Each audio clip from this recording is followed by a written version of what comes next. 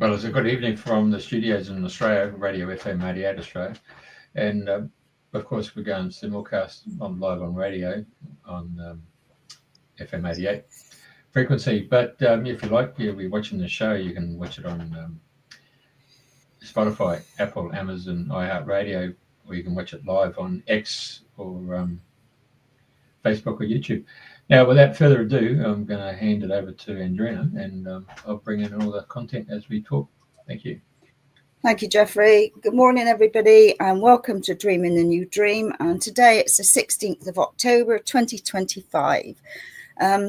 So our guest this week is Mark Wild, and I met Mark in the summer where we were on the beach at Sandbanks, and I was with a few of the girls, and we had a drumming circle and sort of ceremony and all sorts of things. And Mark came along with his drum. So that was the first connection with Mark. He's an amazing drummer. He came along with some of his cacao products and he'd made a lovely drink. He shared some of his new chocolate. So hence, hello, Mark. Welcome. It's lovely to see you again. Hello there. Nice to be here. Although I think I'd rather be in Australia at the moment, as like you say, the spring has just started there, and we're going into our autumn. Yeah, well, I mean, I went for a walk all through the woods yesterday, and the colours and the pictures of mushrooms. There's so many mushrooms. I mean, I was just in awe of all these beautiful mushrooms. So anyway, I would love to know more about cacao. I've got some of your products in the cupboard. I've got 1.5 bars of your chocolate in the fridge, and I have to say, if it had been milk chocolate, it wouldn't be in there. But so it's quite a dark taste, isn't it, the cacao? So anyway, I could mix it with so it's not quite so strong. Well, if you had milk chocolate, it would have very little benefit for you. Yeah. If you put dairy into cacao, the dairy blocks the receptors in the body for absorbing cacao. So we keep it, as pure as we can and make it taste as great as we can.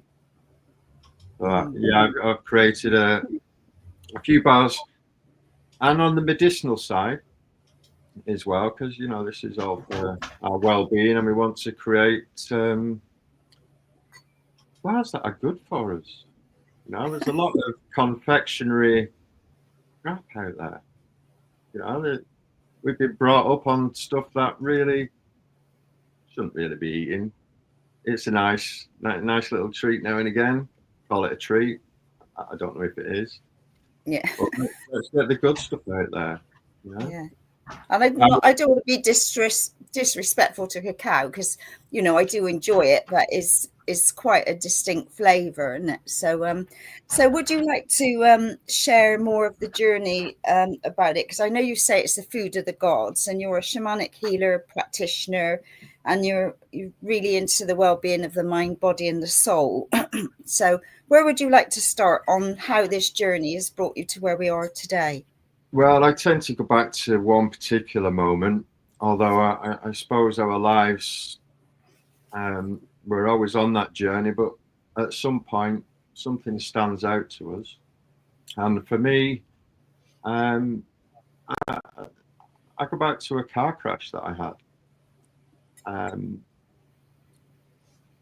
Call it the white light.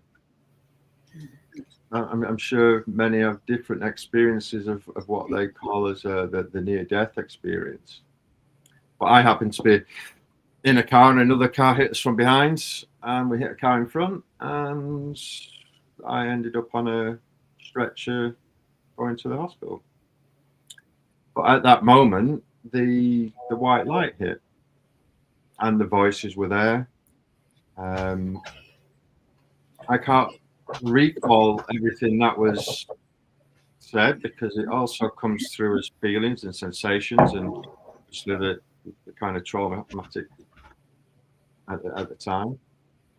So that for me is where things changed, because I used to have a landscape design and construction business, and having kind of whiplash injuries and stuff like that. So I wasn't majorly damaged physically, but you can't really be out there landscaping it's hard graft. Mm. Stuff like whiplash, neck, back injuries, you can't really do the work. So, and that was a job I loved. I was outside. To me, landscaping is one of the best jobs. You get a variety of things to do. You're out in a garden. What more can you ask for? The phone's not going and there's no loads of background noise as such, and you're there just with the plants and hopefully in some sunshine. That kind of had to come to an end. I mean, I tried to go on for some time, but I just kept making mistakes and having to rectify them in the afternoon. So I eventually took a little bit of time out. Ended up having to take the signs off my van, put the tools in the garage. And the partner I was with at the time said, why don't you go and do a Reiki course? I did Reiki. So I went, okay. And I went into this place and I basically had to find myself something to do. And there was a list of courses there. So I went, okay, I'll do the Reiki. I'll do that mediumship course. There's some numerology course going on. So just book me on those. And my journey kind of started from there, really. So I think, like many, it goes on your own self-healing path. Mm. And that's kind of where it started, and it just grew from there. I then was having treatment myself with physio, and I was having regular massages. I then went to learn massage therapy, Indian head massage with Navandra Mehra, who brought Indian head massage into the UK. So I just started to treat myself and look after myself and kind of nurture myself in a way. And well, I ended up flying over to the Amazon jungle as well. And that's a bit different. Yeah, that was very, very different and eye-opening, or more than eye-opening, should we say. Mm. So from there, and I did the shamanic practitioner courses and then look at hypnotherapy and past life regression. And I spent a lot of time with my head in a book. I just started to read and read and read. I needed to do something with my time. I booked myself on courses at the university to do, because I now have to think about, okay, I need a new career. I can't really be continuing doing the landscaping. What else do I love? Mm. So I went and booked on some fine art courses and some sculpture, photography.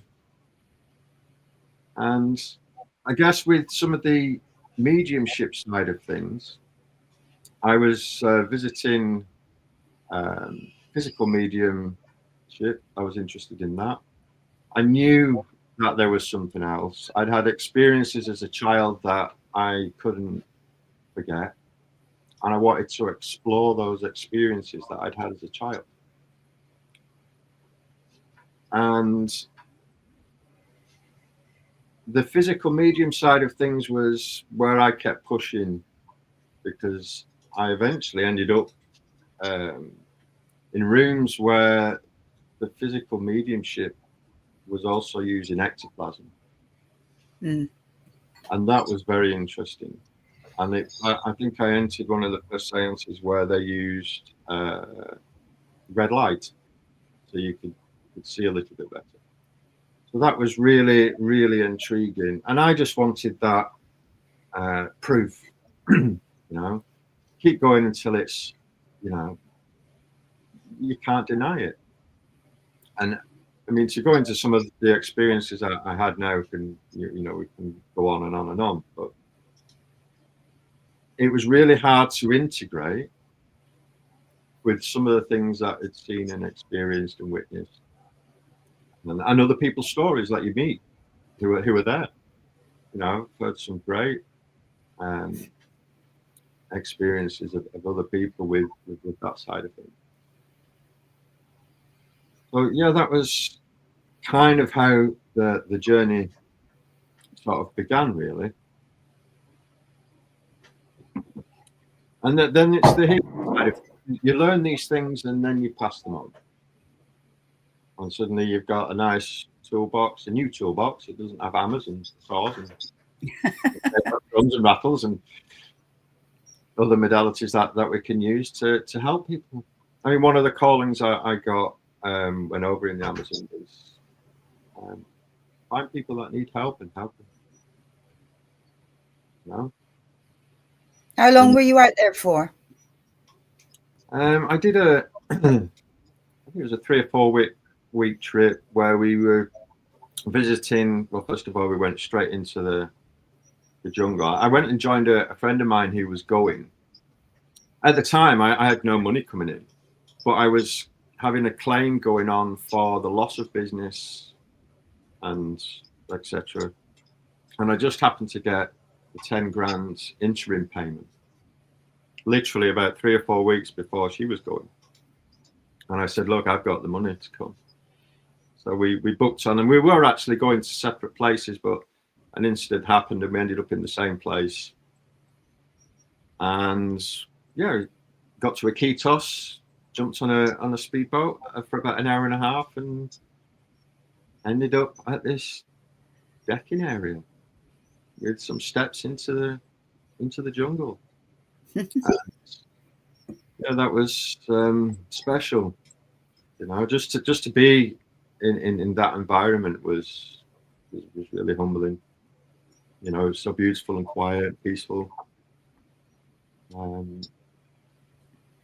I wasn't really expecting what I came away with.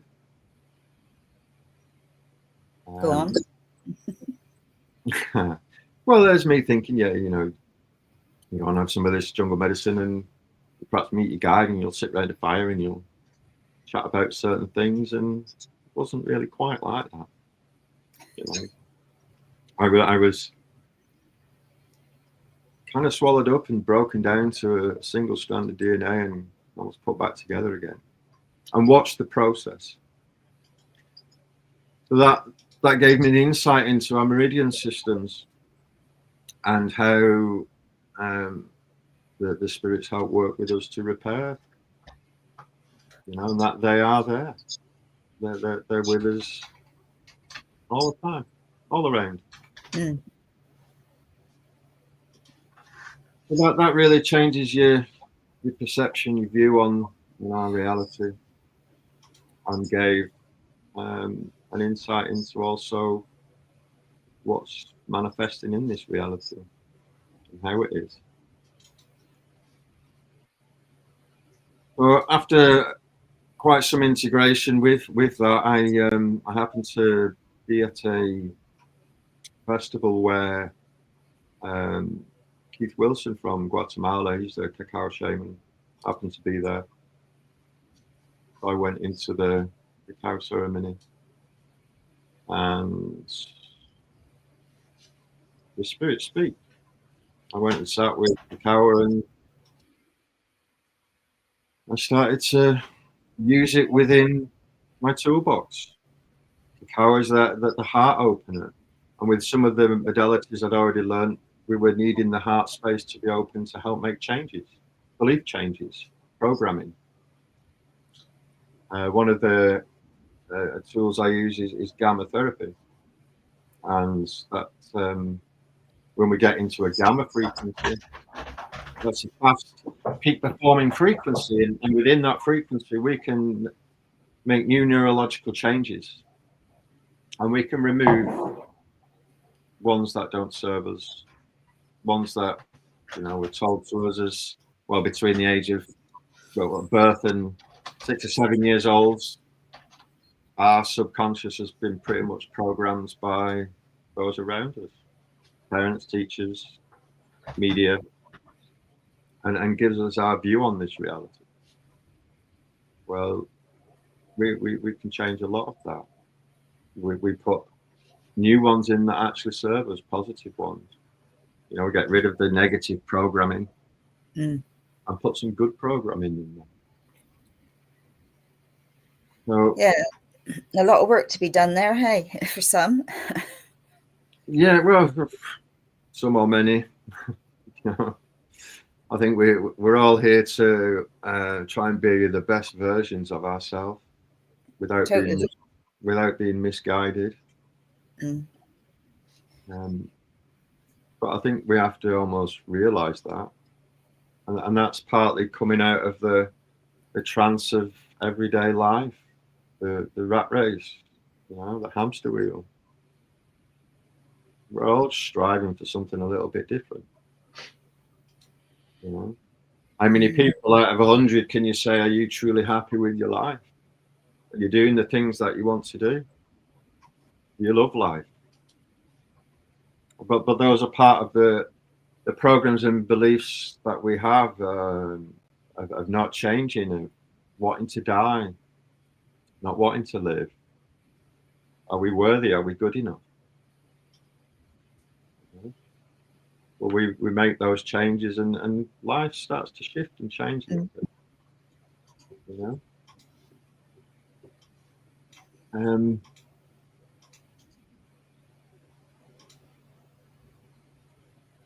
Yeah, and then you start to throw some of the shamanic training in there as well, and you start working with energies, and that opens you up to the medicines and the natural medicines. I mean, when I was landscaping, I was always drawn to be planting the lavenders, planting the rosemaries.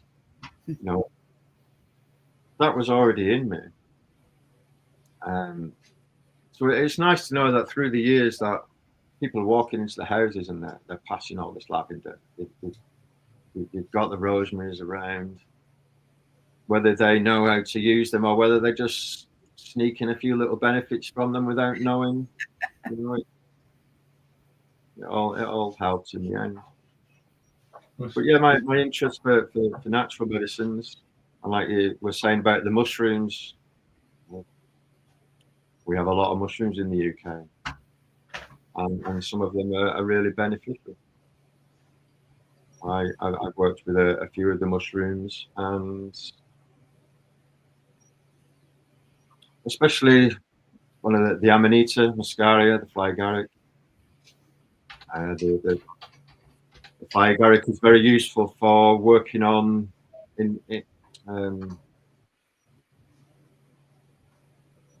trauma from our youth.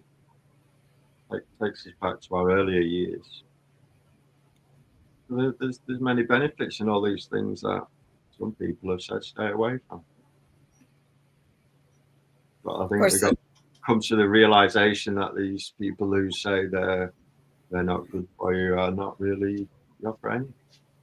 No, they're not educated in health and wellness.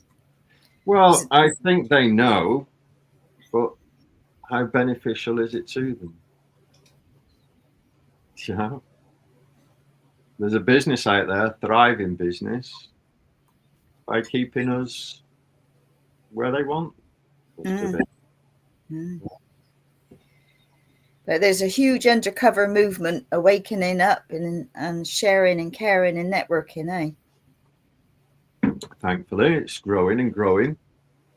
And I'm sure yourselves, along with me, have sometimes been banging our head against the wall to try and open this side of life up a little bit more.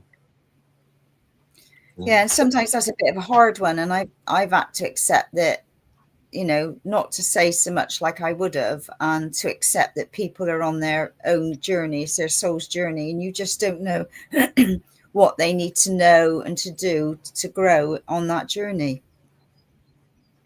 Yes, and you've also got to give them the other options. Show them the other options. Because without them, they don't know. So speaking about it, spreading the word, it still has to be done. The planting of the seed, it'll flourish. It gets watered. Yeah, all in its own. Somebody might hear something once, twice, and for the third time they go, okay, I might just look into more of that. Yeah. So how did you start your House of Wild then? You know, what was the steps that brought you to that?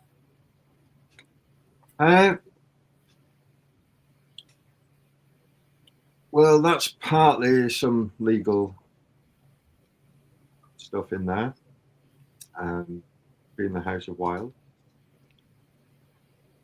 But the blends that I have out, I've been making for years with an ex-partner, but we've gone our own ways now. So I've basically rebranded, and I've spent the last maybe 3 years isolating in the woods with just my dogs.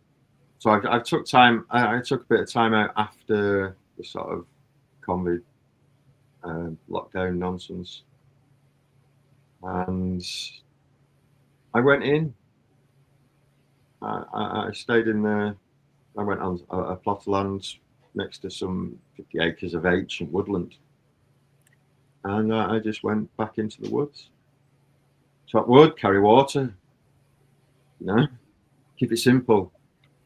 And I had my own health to address, so I just went deeper into that, and slowly just starting to come out again with a new sort of look to the products and growing them. You know, I've got plenty of ideas like we all have. It's just implementing them and finding the right outlets for them.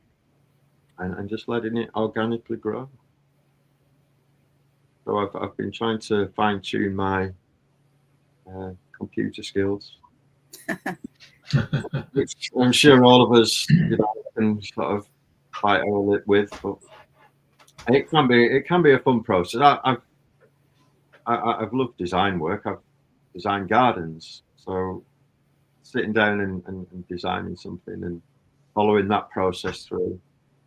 It's a little bit easier when you're just outside using your hands and a hammer and chisel and all the rest of it. But bring a keyboard and coding and stuff like that, and it's a little bit. Yeah, I know what you mean. Totally. And when you've got that side of you that wants to sort of not, we're in this sort of artificial intelligence side of things, and we want to be in it, and then we're like, no, let's just get into nature. But I've had to come to that realization that this is technology that's also being uncovered, that was already there, and it's coming back to us. We're reclaiming it. I mean, I was only saying the other day that what was I doing?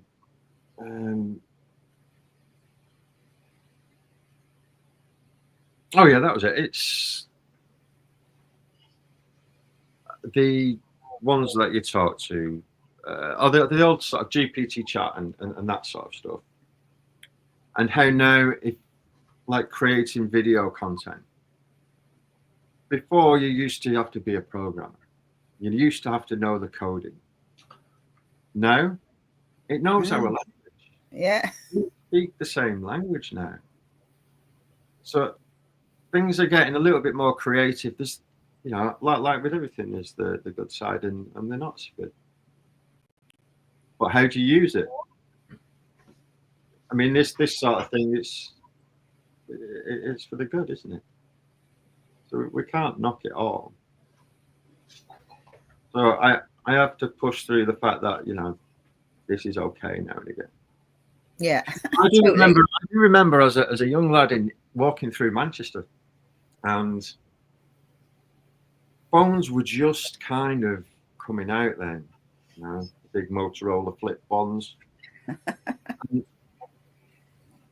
I didn't know where I was going, and I had this thought of, wouldn't it be easy if you could just put in where you want to go, and this little map will come up for you, and you can follow this map, and it'll take you exactly to whatever kind of shop you're looking for. What? Old Trafford, down at Theatre of Dreams, yeah. Yeah. 10, 15 years later, it's now. Yeah. It's here. We're reclaiming some of the technology that was lost. And I think for some of us, we talk about the sort of 5G and that side of things. That could be used for good and bad. So we just hope it goes and stays in the right hands. Yeah. Totally. I mean, there's those who say, it's a weapon system that we've all got to fear. But also, what if it's a defense system? From those who knew what was coming. I have to sit on both sides with that one. Yeah. Well, you always got to look at the black and the white, so to speak, haven't you? There's always a plus and a minus. Yeah. Just changing the subject there, but on that story there, we had a guy called Michael Gray Griffiths. He's one of the true blue investigative journalists, and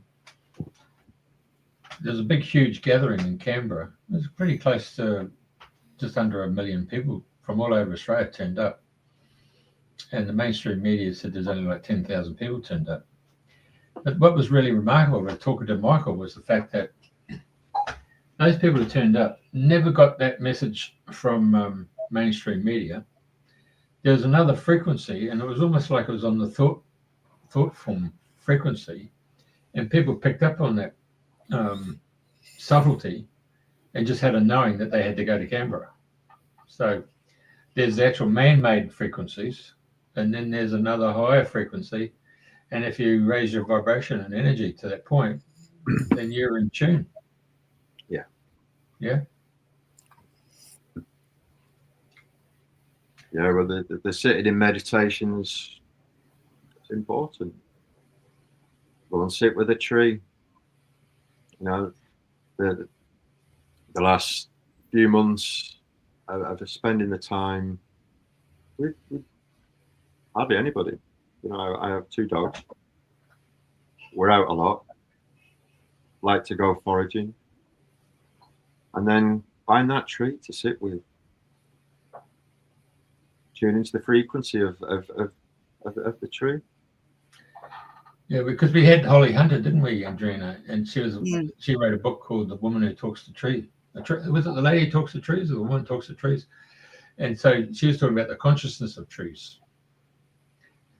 She was extremely funny too when she spoke about the trees and how they work together.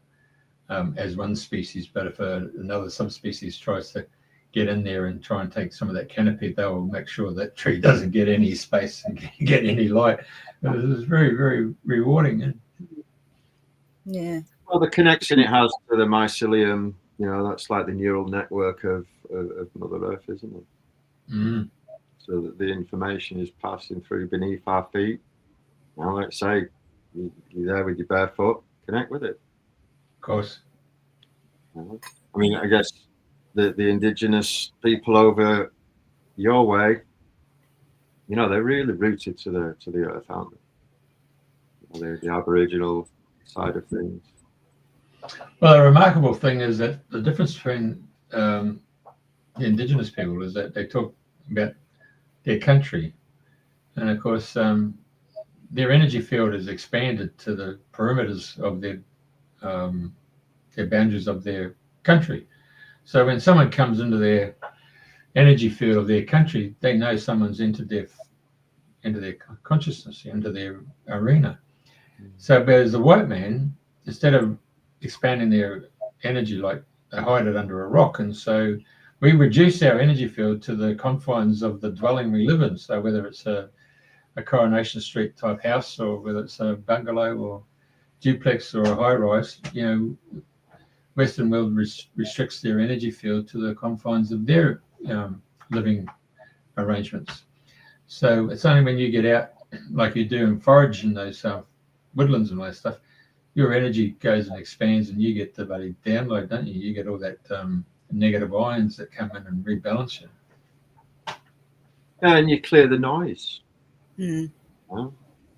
I went to a concert to watch INSTA in London, and wow, it was just siren, horns, traffic, constant. It's like, how do you get away from this? You know, get into the woods. You just feel so much better. But I know when I was wandering yesterday, and I ended up being out for a bit longer than I meant to be, just because my sat nav died in the pack. There were so many different paths, but just being out there, just, you know, all I had was the odd bird twittering. It was just so peaceful and silent. It was just so lovely. Could have sat there for hours and hours. I love those places where you can just sit down and all you can hear is the buzz of the bee and the tweet of the bird. And I tell you, I had an magical. I've had it twice because there's like an ancient woodland where I am, and I was sat. There's like right in the middle. There's like a trunk, so it's like my little seat. So I always go and sit there when I go up there. And it was all quiet, and I'm just sort of sat looking at the trees and what have you. And all of a sudden, I could hear this sound, and I thought, "What's that?"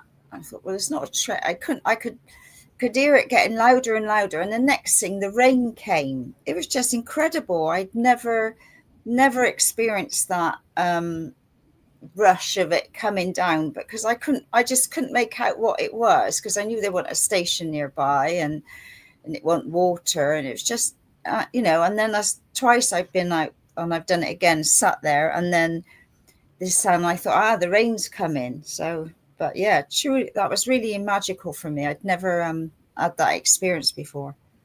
Yeah, I think we can have different experiences of rainfall. I mean, coming from Manchester, I've had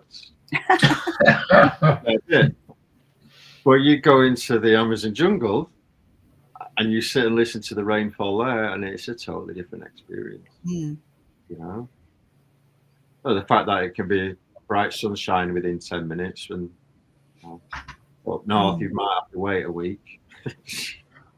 And I know I went, I think we were over Wales somewhere, I can't quite remember now, and I was with my sister, and we were in a camper van, and there had been a mega storm, and we were just sat in the camper van, and then you could just hear all the raindrops coming down on different leaves and the different sounds. It was just another magical experience of like nature and nature sounds. Well, the joys of camping, hey? Who doesn't really like to camp? Okay, you got to glamp a little. Yeah. Well, I'm all for the glamping bit. We're just a bit older, we can sort of glamp a little, but you know, as kids, camping was brilliant, wasn't it? Yeah. So going back to the cacao, because I know I said to you I'd gone to a kirtan a while back now, and it was quite strong. And then we had the ceremony, and the next day I was so sick, and I had the runs lunchtime, and I remember you said to me, well, it did its job. So, and I said this to somebody else, and they said, well, that can't be right, that's not how it is. So could you explain a little bit more? Like, obviously I had a mega clear out or a purge or something with it all, but then I thought, well, it was really strong. Was it just too strong for me? Well, I think you said it there. You had a purge. The body wants to get rid of things that we put in there that perhaps shouldn't be in there. You know, the medicines can help clean us. You know? And if we look at our foods and what we are consuming, then as humanoids, the humanoids are frugivore. You go back to the archaeologists will show you that's where we came from, was fruit. One of the reasons why we go barefoot. We're electrical beings, we're ground, and we require electrical foods. So if we want to have dead cells put into our body, we've got to get rid of them, and we accumulate them. You know, it takes so much longer to process, pass through, draw the energy out of. Most of the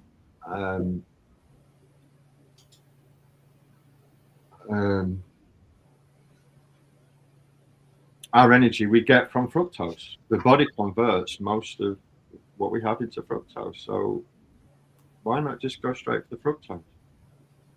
You know, if you want to eat,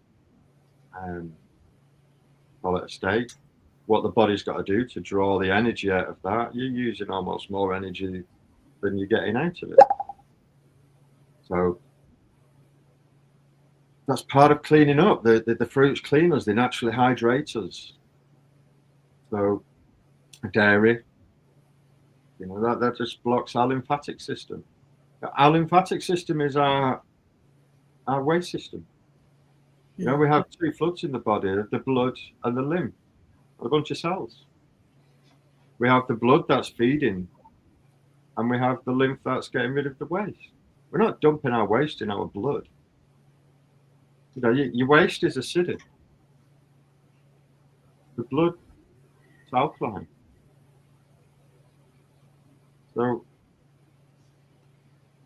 after years of, you know, some takeaways and pizzas and what have you, we've got stuff to clear.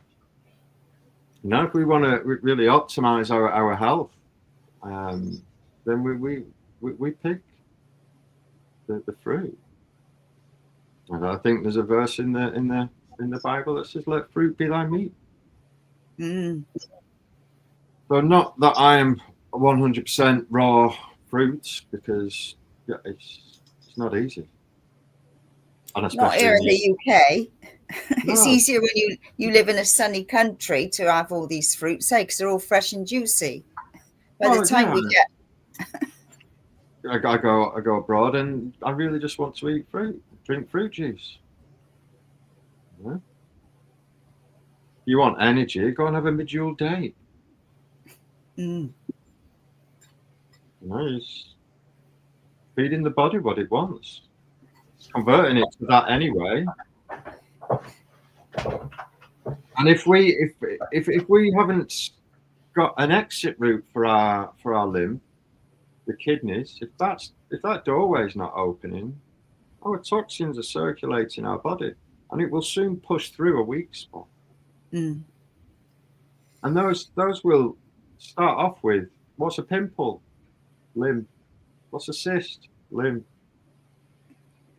And then eventually, if it's not managing to come out of the biggest eliminating organ of our body, our skin, you know, you look at like the psoriasis and all that sort of stuff. It's acid. The lymph is burning through. And then we get the tumours starting to create, which are surrounded by bacteria, because the bacteria are our soldiers. You know, that's like escorting stuff out of the body. So with anybody who wants to start with a cleanup, go straight to your kidneys. Make sure your kidneys are working. And we should have sediment in our urine. That's where the toxins and the waste are coming out. If it's clear, where are your toxins? They're still going around the body. It's one of the most important things when doing a detox or trying to clean the body up.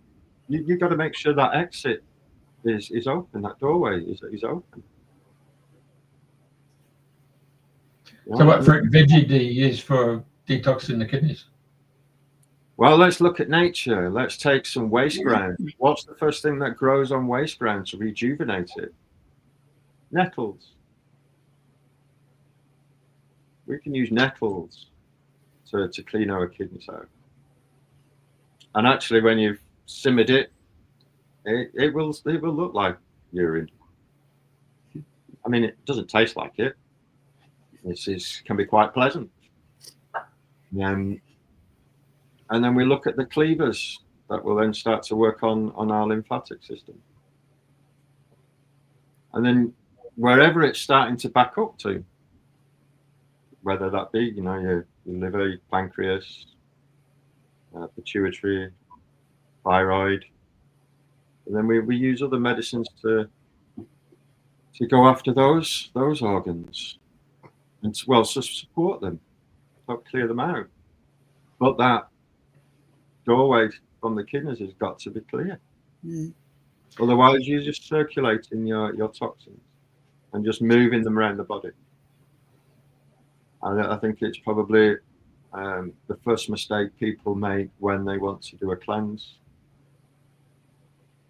is not addressing the kidney first. So are you talking about nettles as in making nettle tea, or you make it in another? Yeah, if you take the top 4 to 6 young leaves that are on the top, go around and pick some of those, get them in a pan and just slowly simmer them for 10 to 15 minutes. Strain them, have it warm, or wait till it cools. I usually make I love nettle put it in tea. the fridge. Yeah. Nettle soup is nice as well. Yeah. But yeah, so nettles is number one. And, you know, like people around here, when I'm out, like it was only yesterday walking through, I thought, oh, here's a nice lot of nettles. I'm going to come back and cut some and make some tea. So, and it's rich in vitamin C as well. And there's so many benefits for nettles. Yeah, and even the little sort of flower tassel bits. I mean, I think the male ones are straight, the female ones are wiggly, and I think that there's more benefits out of the female ones. But collect those and put them in your smoothies, sprinkle them on your dinner. So going back to cacao, because how many varieties have you made? Because I mean, I know you got, you know, like when you shared some of yours, you had like half a dozen packets, and that was, and I know on your website you've got so many more. So if somebody wanted to start on something, what guidance would you give them as to what to pick as a good starter? Well, a good starter is probably the most recent one, which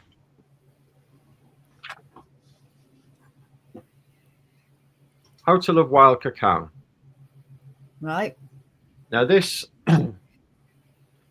it has kind of been inspired from the ceremonial recipe that I would have served up in ceremony, or in that held space for people to have that inner journey with sound.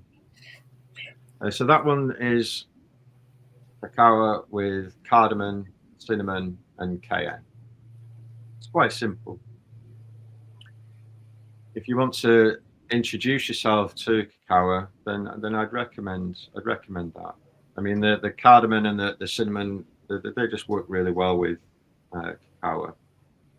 And the cayenne pepper, cayenne just helps open our blood cells up, so it's easier for absorption. Oh, blimey, that's an old picture. That's what I was thinking. Gosh. Can people see that, or is it just us? Yeah, no, everybody can see it. Okay, yes. Yeah, who's watching? So there's me after. Well, I must have been nearly touching 16 stone there. So imagine after landscaping, you know, I was quite fit and a bit heavier. It does make me smile because I see the changes in myself massively when I look at that picture. And what a great place to experience if you've ever had the opportunity to go up there. It's magical. Just the journey and that history there. You kind of think, how did they build that up there? Yeah. It's. No, I walked through. What did we do? The Laris Trek, and you were meeting like 80-plus-year-old women up these mountains selling their fabrics and weaves and stuff like that with a cigar. You think, God, they've trekked up here probably God knows how many times. It's just one of those, like, wow. I'm not sure you get many 8-year-olds in the UK who can climb these mountains. Gosh, probably not. Really but humbling. then it goes down to their diet as well, isn't it? Because they don't have all the processed foods and packages stuff over there like that we get here. Well, I don't know. I remember being on Lake Titicaca, and they have the floating straw reed islands that they live on. And one of the first things I noticed was he must have been about, I don't know, 6 years old, this kid, with a Man United shirt on. All this way, and you see the soda pops, the Coke and the stuff like that. So they have sort of got it. Yeah.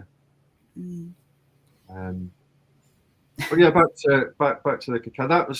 That's my recent one that I've just put together, like I say, based on what I was serving up in the ceremonial space. That's probably the most simple one. But the first one that we put together, which was done partly because my ex-partner's health required some of the superfoods that weren't great on their own. So it was like, let's throw them together and combine them. And that we named was the Love Blend. Now in here you have 5 superfoods and 5 Ayurvedic spices. And in there is reishi mushroom and ashwagandha, maca, lacuma, macuna. These are all adaptogenics, and they target the body in different places, mainly for extra energy and help with stress, supporting the body. There then has 5 Ayurvedic spices. We have like ginger, cardamom, clove, cinnamon, nutmeg, and we were experimenting with it until we found it to taste great, and we shared it, and then it goes to the school fairs, and then the little festivals, and then it starts to move into some of the health shops and farm shops. But we had to carry on with it because of the reports we were getting back. It was helping people with their depression, their IBS, menstrual stuff. People were saying it's relieved their arthritic pains. They managed to lose weight with it. So when you get these reports back, you're kind of thinking, well, we can't really stop now because it's helping. Yeah. And that's one of the reasons why, I've been making this for years, and I find it very difficult to not when people benefit from it.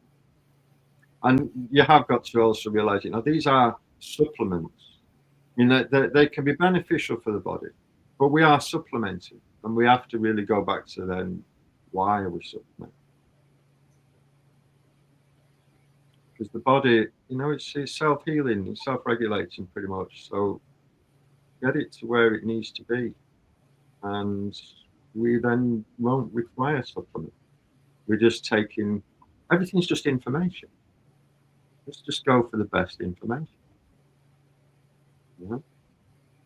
If we start to heavily cook and process stuff, then we've just changed what it is, what we're putting in there, and how much are we putting in there. I think one of the mistakes, but it's no mistake, it's part of the programming, sit down for 3 or 4 meals a day. Yeah. I think if you can pull yourself out of that habit and you start to graze a little bit more, you should never really feel like I'm high anymore. Yeah, totally. How just people feel after their Sunday lunch. I think meat and potato are perhaps 2 things that should never really be put together. Trying to break those 2 down separately in the body is not easy for it. So graze a little bit more. I lived in Spain when I was around the age of 18, 19.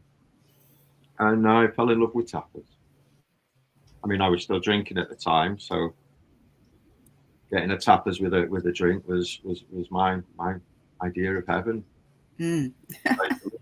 When you just go and get little portions and just go back when you feel like it. And I've managed to sort of get my lifestyle into where I tend to just graze a little bit more. And fruit can help you do that. You open a banana, that's it. All right, you can have a bunch with you, but you don't. You know, you eat an apple, that's it, that's done. I'll wait till the next time I feel like I'm healthy. And it's re-educating your body, isn't it? Say again? It's re-educating your body because, you know, like relearn everything, haven't we? Yeah, we've been taught, or we've been given like that. Is it 3 veg and then your meat and gravy and all the things and then a dessert? I mean, desserts don't do a lot for me. I just rather have my main course. But then I find for me these days, I usually share a main course because it's so big. So, so I've changed my food habits a lot over the years. Yeah, and it's how we eat. I mean, if you're going to eat fruit, do it before a meal. And I'm looking at what we put in there, and it's taking time to sort of digest. And if you put something heavy in there and then decide, okay, I'm going to have a load of grapes or watermelon now, that's going to catch up, and then suddenly you've got a cocktail going on there of stuff that the body's doing. How am I supposed to deal with this lot? You know, the fruits will help clean and flush us out, and it's going to get through faster than your burger. Yeah, you got a freight train going through, haven't you? Yeah, because they say meat takes, I don't know, hours, days sometimes, doesn't it, to stay in the body. Ask a colonic irrigationist, they'll tell you weeks and months. Stuff's been in there for years for some people. Yeah. And what's it doing in there? You leave a steak on the table for a week or two, and then go back and have a look at it. Imagine what it's like in the body. It's just becoming acidic. Acid. And then we start to burn up. That's inflammation. All inflammation is acid buildup. Or keeping the body alkaline. And that perhaps leads me on to, here we go. We're always drinking turmeric. So golden chocolate chai. Sounds nice. Chai.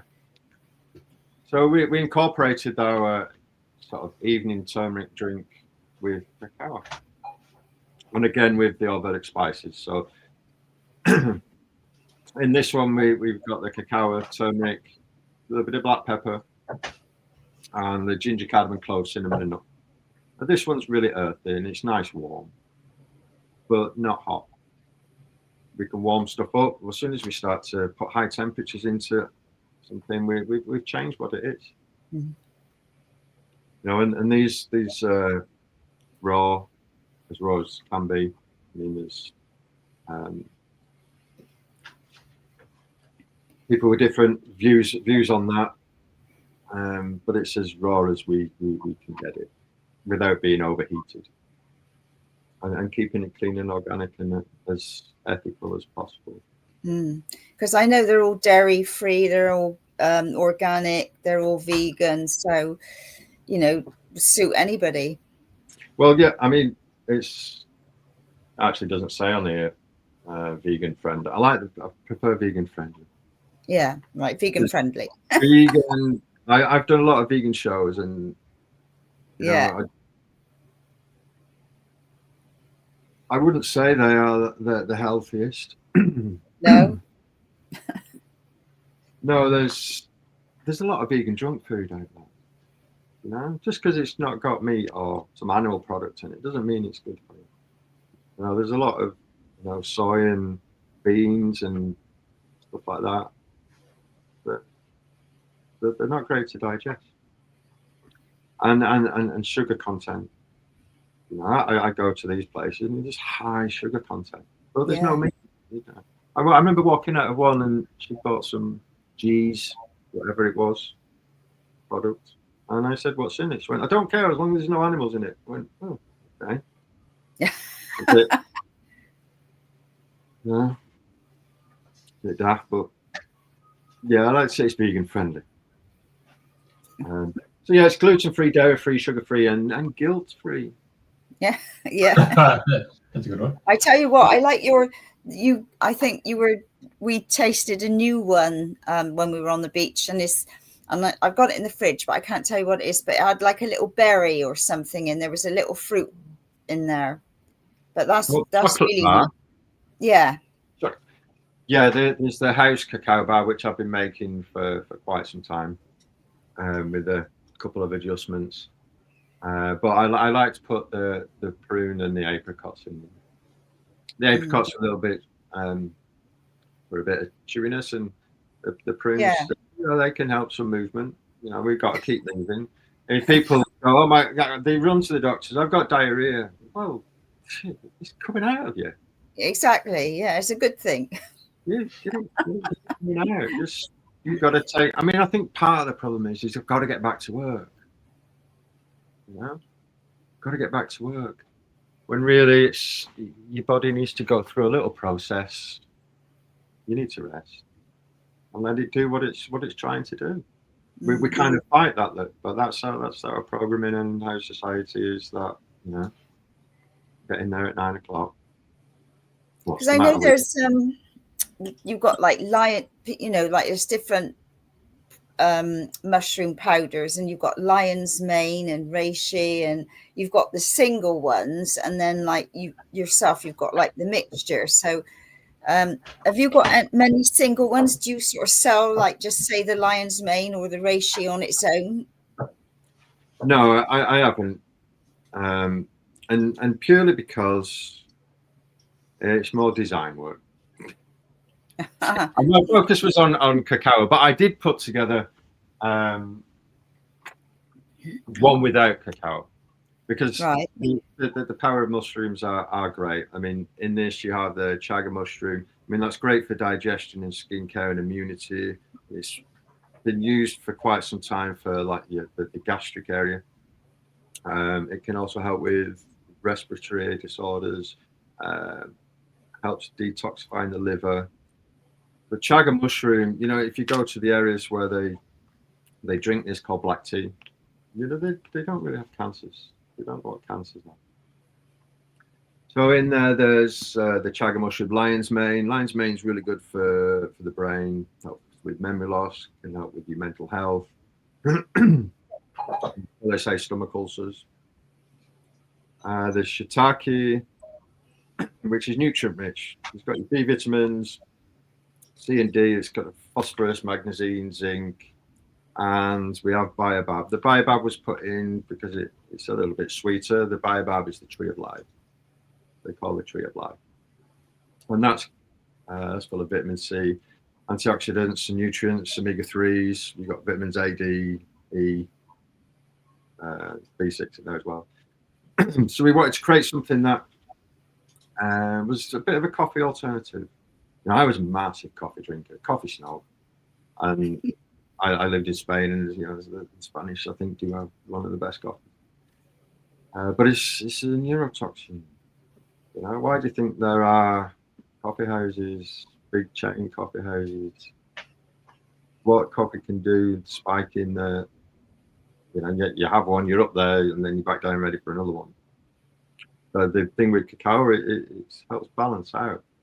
It's more of a natural energy, slow release, more enduring. So where do you make them, Mark? Whereabouts are they all made? I make them all. In your abode? Yeah, in Dorset. Well, I've been in Surrey for a while.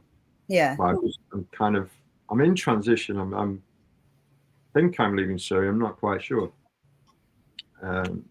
Life over the last 3 or 4 years has been jumping from one place to another.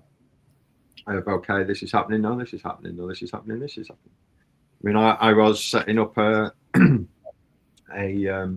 like a woodland spa retreat. I built a sauna. I've got a beautiful cedar sauna built, because we need to sweat. And if you're not sweating, you're not getting the toxins out through the skin.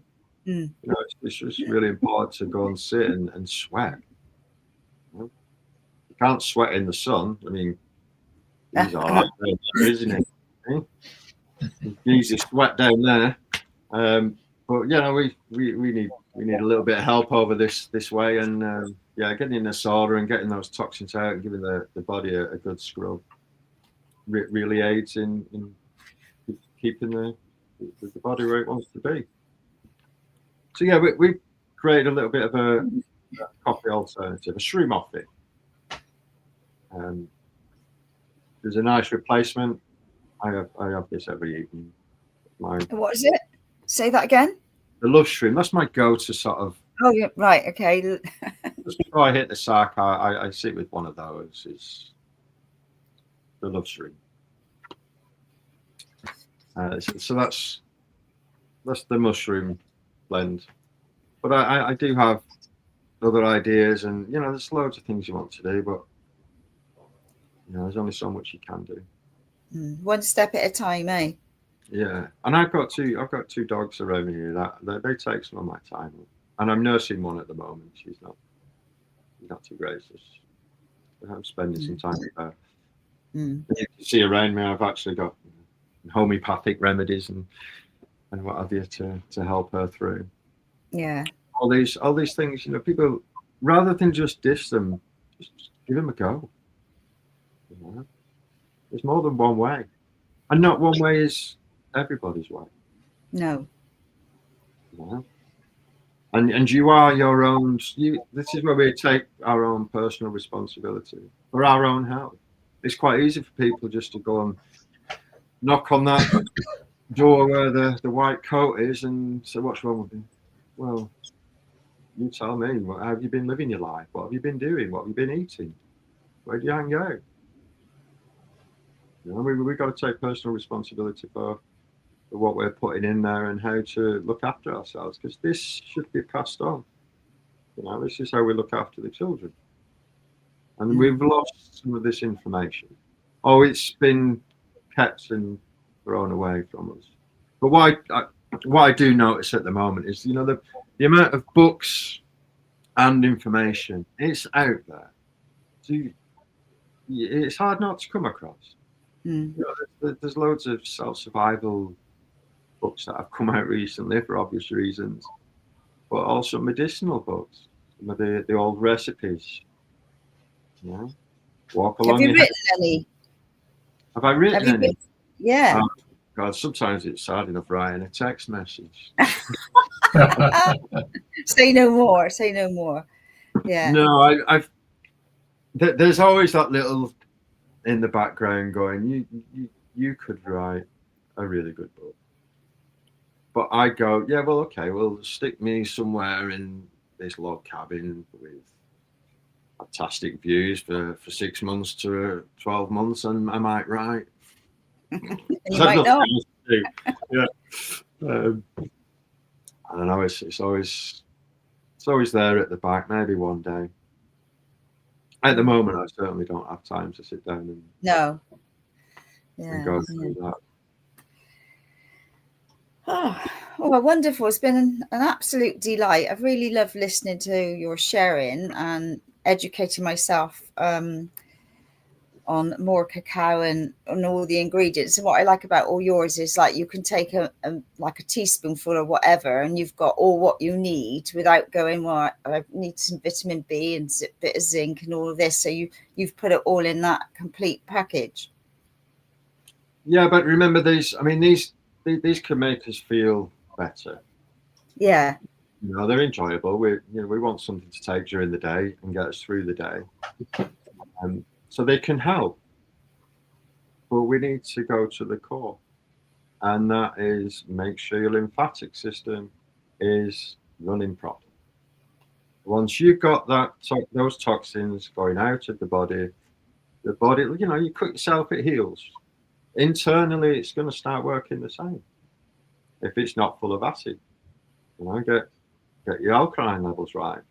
Go and have a litmus paper and see what your urine should be around about. I think it's about 6.5-ish. So it should be slightly acidic because it's waste. So yeah, just regulate yourself a little bit more and see where you're at. Carol said that people don't, I think, as fruits are mostly starch and carbs, how does that work when people need protein? Okay, well, why has a woman's breast milk got 1% protein in it? Protein are the building blocks, but we're not gaining our energy from that. And carbohydrates, carbon. Well, that's where we.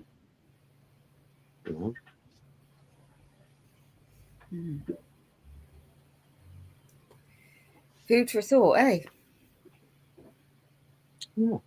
And what would you do if you were naturally dropped off here? You'd be finding. I don't think I'd be going digging the ground up. I mean, we're not herbivores. We don't have numerous stomachs. I wouldn't be digging the ground up to find what's under there to eat.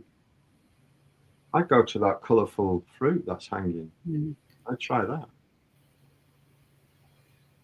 Well, in some places, you might want to go and take a rabbit out, or would you really go and drop a cow?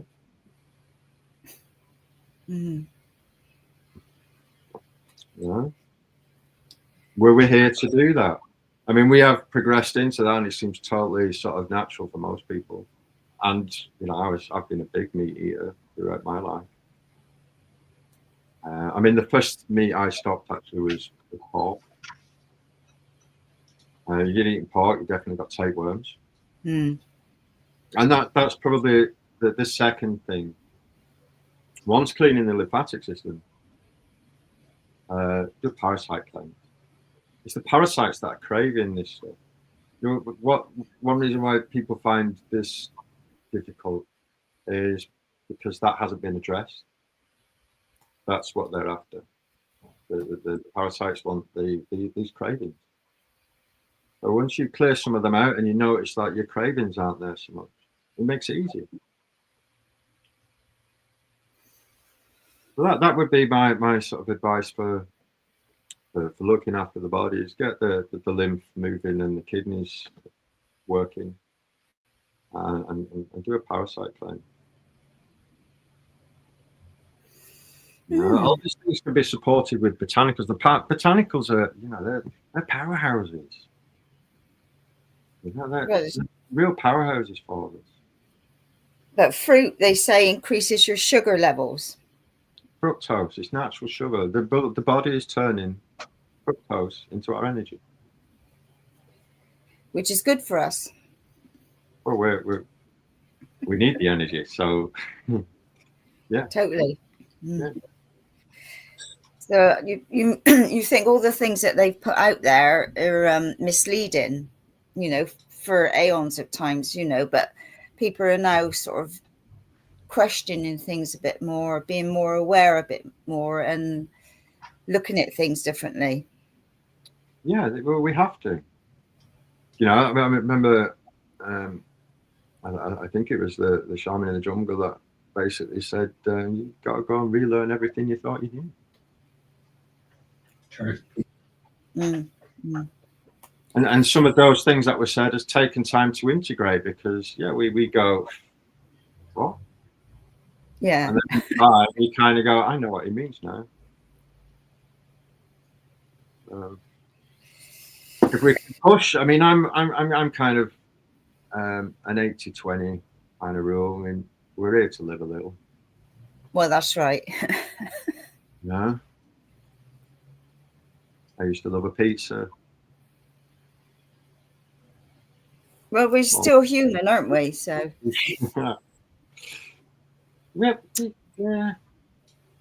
we've just got to gradually. I mean, it's the whole change thing itself. Things don't just change overnight. Although some things can, beliefs can.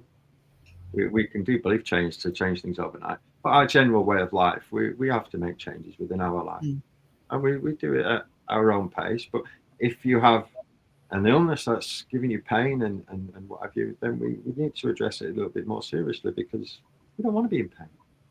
You know, we want to feel happy and good. Well, you've been an absolute delight, Mark. So thank you so much for being our guest this week, and wish you well in all your adventures. And yeah, thank you very much. No, thank you. It's been lovely to chat with you. I appreciate Thank you, it. Jeffrey. No, thank you, Mark. Thank you, Andrea. Yeah. Okay. Always learning something new, eh? Yeah. Oh yeah, never stop. So same time, same place next week.